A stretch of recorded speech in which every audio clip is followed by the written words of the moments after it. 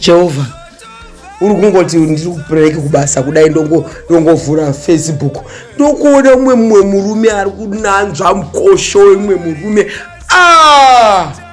nawe mkudzei waitiwei kumvonyora 75 pages nekuraudzira uchinanzva mukosho wemwe murume nawe iwe mukuu hatina kuramba kuti unobatsirwa naningi uyu pati zvimwe zvinhu ndezvemuinbox nanzva nai muinbox ikokoko uchifongoresana muinbox pakazara vanhu unokerwa yourself with dignity asauziye kurema kunoita zita rako you are ja Prayzah you are ja Prayzah kana kuti hauchaimbe kana kuti wakuda kutozvita ka delegation kekunanzva mukosho watinyadzisana mazikana kunyora mwadi wakadai unoziva kuti dai wagara pfungwa idzodzi dzeunanzvi wemukosho idzi waitoburitsa kana 2-3 songs ne700 chakadaro pages dzawanyora idzi. This is no good.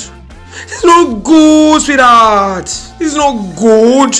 Waradza kuperwa varume vanoperwa waija Prayzah ngatisasvike ipa kuperwa kudaro uti nono varume vakuru vane vakadzi kudzimba nevana vachinanzva mikosho yamwe varume wapererwa.